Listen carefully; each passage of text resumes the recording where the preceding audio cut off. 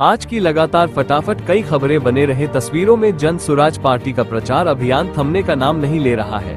दिन की तपती धूप हो या फिर बरसात की तेज बौछारें, जन सुराज के कार्यकर्ता लगातार जनता के बीच पहुंचे हुए हैं।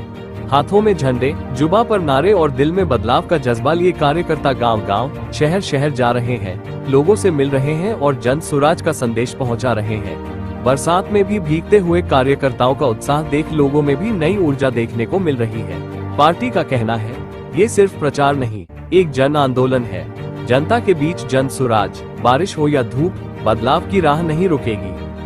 त्योहार में जो बिहार के बच्चे बाहर से आए हैं, वो अगर बिहार में व्यवस्था नहीं बदली तो निश्चित तौर पर उनको अगले 10-15 दिन में वापस जाना पड़ेगा और वहीं गुजरात में, तमिलनाडु, दिल्ली, बॉम्बे की फैक्ट्रियों में जाकर जो नरक का जिंदगी लोग जी रहे हैं, उसी में फिर से उनको अपनी जिंदगी शुरू करनी पड़ेगी। लेकिन अगर लोगों ने यहाँ जो बात पिछले 3 साल में बताई गई है, अगर लोगों ने यहाँ पर बदलाव किया, जन सुराज की व्यवस्था बनी, तो जो बच्चे भी लौट कर आए हैं, जो युवा साथी भी लौट कर आए हैं, उनको वापस जाने की जरूरत नहीं है। उनके लिए यहीं बिहार में 10, 12, 15 हजार रुपए के रोजी रोजगार की व्यवस्था 14 तारीख के बाद जन सुराज की अगर व्यवस्था बनी, तो जो भी युवा छठ में घर आया है उसको वापस जाने की जरूरत नहीं है। उन सारे युवाओं से अपील कर रहे हैं कि आप अभी कहीं वापस मत जाइए,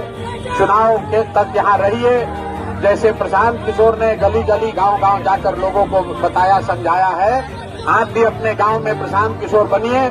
अपने परिवार का, अपने दोस्त का, अपने गांव के सभी साथियों को बताइए कि इस बार बिहार में जाति पर नहीं, हिंदू मुसलमान बनकर नहीं, 5 किलो अनाज के लिए नहीं, 5-10 हजार रुपए के लिए नहीं, सिर्फ और सिर्फ पढ़ाई और रोजगार के लिए वोट पड़ना चाहिए, बदलाव के लिए वोट पड़ना चाहिए। और अगर बिहार के बच्चों को उनके पीठ से मजदूरी का बोरा हटाना है, तो सबको स्कूल के बस्ता छाप पर वोट देना है, तभी बिहार में सुधार होगा। और अगर लोगों ने फिर गलती किया, फिर वही लालू के डर से नीतीश और नीतीश के डर से लालू को वोट दिया, तो जितने बच्चे अभी छठ में आए हैं, 10 दिन के अंदर चुनाव खत्म होगा, फिर उनको बस में, गाड़ी में, ट्रेन में जानवरों की तरह बैठकर वापस जाना पड़ेगा।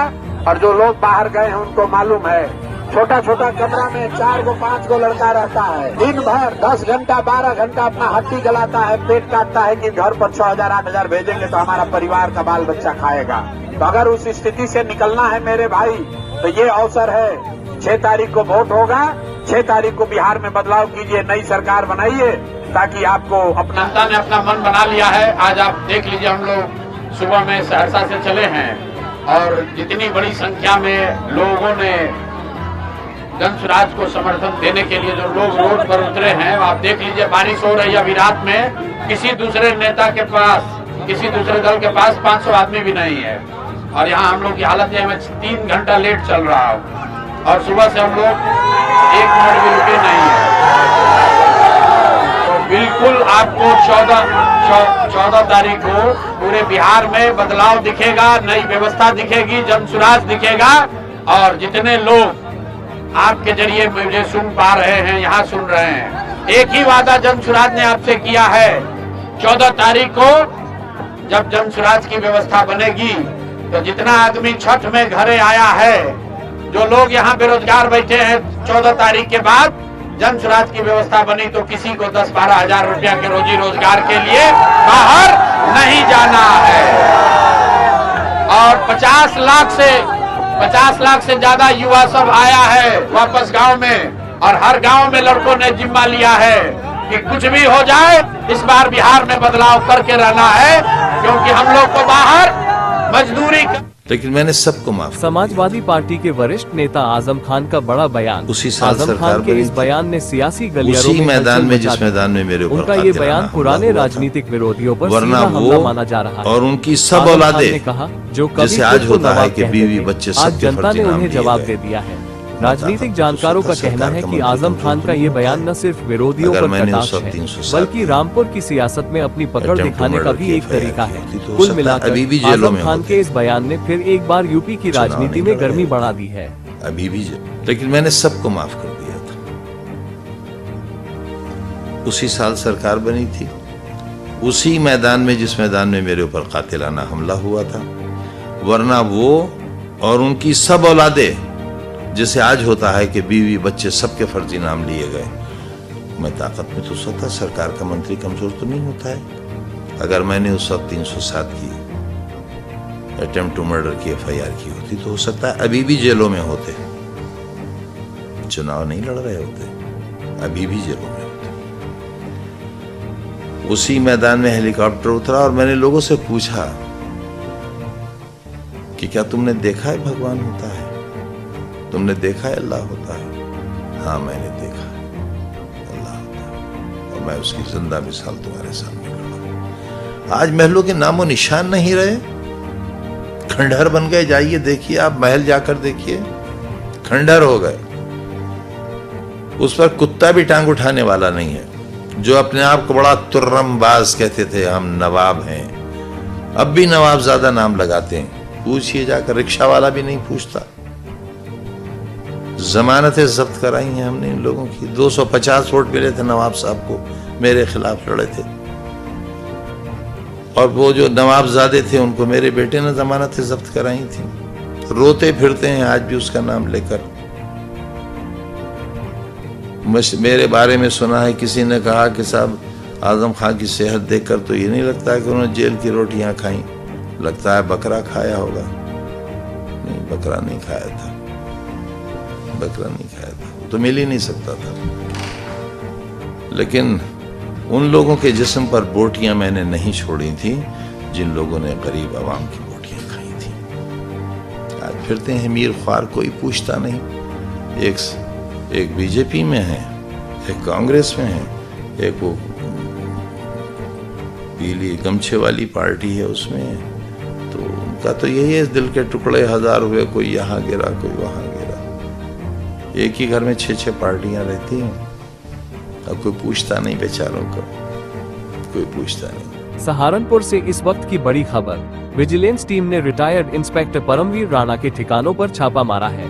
बताया जा रहा है कि यह कार्रवाई आय से अधिक संपत्ति के मामले में की जा रही है।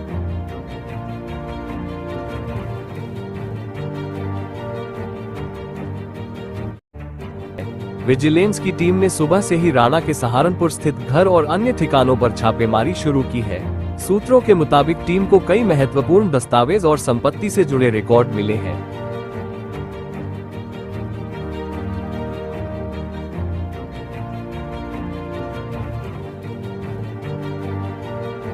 जांच एजेंसी यह पता लगाने में जुटी है कि रिटायरमेंट के बाद भी परमवीर राणा ने कितनी संपत्ति और किन स्रोतों से बनाई।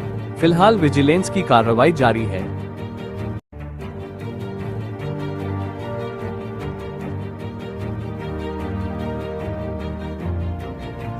और आने वाले घंटों में बड़ी बरामदगियों की संभावना जताई जा रही है।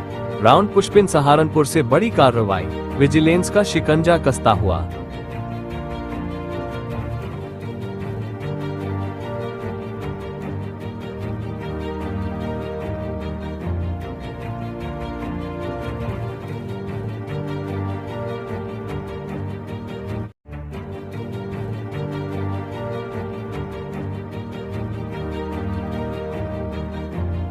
मैं एक काम करूँ, मोबाइल लाए हो ना अंदर, मोबाइल लाए हो ना अंदर। आप चैट जीपीटी पे चेक करो क्यों बैन किया था सरदार पटेल जी ने। चेक इट आउट, चेक करो ना। हैं? आप घबराए हुए हैं, देखो। अरे चैट जीपीटी चेक करो ना क्यों बैन हुआ है, क्यों?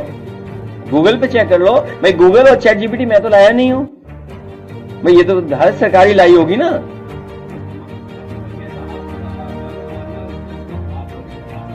अरे मैं इत्तेफाक नहीं कर रहा, मैं आपसे कह रहा हूँ चैट जीपीटी निकालिए। अच्छा चैट जीपीटी निकाल के मैं पढ़ देता हूँ। कोई बताइए चैट जीपीटी पे क्या सवाल है तुम्हारा? हैं? नो नो नो, तुम खैर सामने क्या सवाल क्या है? Why was RSS banned? Why RSS was banned? राष्ट्रीय स्वयं सेवक, देखो जो चैट जीपीटी बता रहा है, अगर मैं उसको ट्रांसलेट कर दूं आम और आप वही माने तो राष्ट्रीय स्वयं सेवक RSS बैन 3 बार हुआ इंडियन हिस्ट्री में, 3 बार। हिंदी में इनसे पढ़वा दे, अंग्रेजी में हम पढ़े दे रहे हैं। हिंदी का अंग्रेजी हिंदी ट्रांसलेट करते रहेंगे, ठीक है। एक तो महात्मा गांधी जी को 30 जनवरी 1948 by Nathuram Godse, who had earlier been associated with the Hindu Mahasabha and had linked with the RSS. तो दोनों संस्थाओं को बैन किया था सरदार पटेल जी, दोनों संस्थाओं को, और उन पर इल्जाम था कि उन्होंने राष्ट्रपिता महात्मा गांधी की हत्या में उन साजिश की है। और उस समय the government led by Jawaharlal Nehru ji and Vallabhbhai Patel जी 4 जनवरी को इंडियन पेनल कोड 188 के तहत बैन हुए थे। तो ये तो चैट जीपीटी बता रहा है, हम थोड़ी बता रहे हैं। अब केस कर दो चैट जीपीटी पे, अगर कर सकते हो तो कर दो। और क्या पूछना है बताओ, आई आस्क। हाँ अब देखिए क्यों, अब हाँ अब जो सवाल आप पूछ रहे हो उस सवाल का नेक्स्ट जवाब है, the ban ordered accuse the RSS of spreading communal hatred and violence. बताओ आज फैला रहे हैं कि नहीं फैला रहे? क्यों बैन हुआ था? बैन इसलिए, ये मैं नहीं कह रहा हूं, ये मैं नहीं कह रहा हूं, पत्रकार साथियों, नहीं फिर ऐसी न्यूज बनाओ तुम जो अभी मैंने दिखाई कि सैफई में इतने खर्च हुए थे। अब देखिए गवर्नमेंट क्या रीजनिंग दी गवर्नमेंट ने उस समय कहा कि spreading communal hatred and violence, क्या इन बीजेपी के लोग नहीं कम्युनल हेट्रेड फैला रहे हैं? अब second line, creating an atmosphere that led to Gandhi's assassination, कि उन्होंने वो वातावरण पैदा किया जिसकी वजह से राष्ट्रपिता महात्मा गांधी जी की हत्या हुई।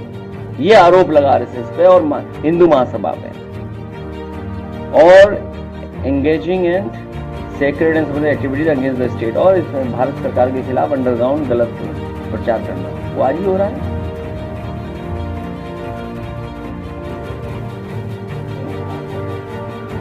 तो ये तो अब बताइए क्या करें?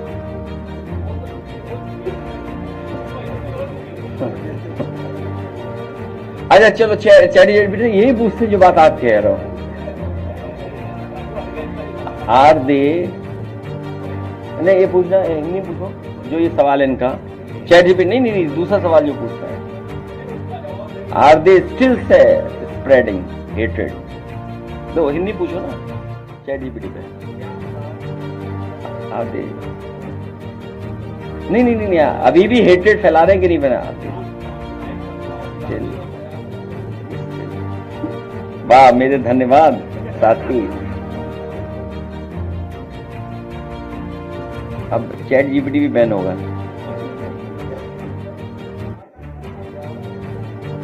हाँ आ रहा है, वो तो आ रहा है, देखिए। Yes, that's a very fair and important question and result depends on who you are. Rashtriya Swayamsevak, yes RSS, पूछो आरएसएस के बारे में पूछो। हाँ बीजेपी सांप्रदायिक स्वाद खराब करती है। अब बताओ मैं क्या कर सकता हूँ इसके लिए, बताओ मैं क्या कर सकता हूँ?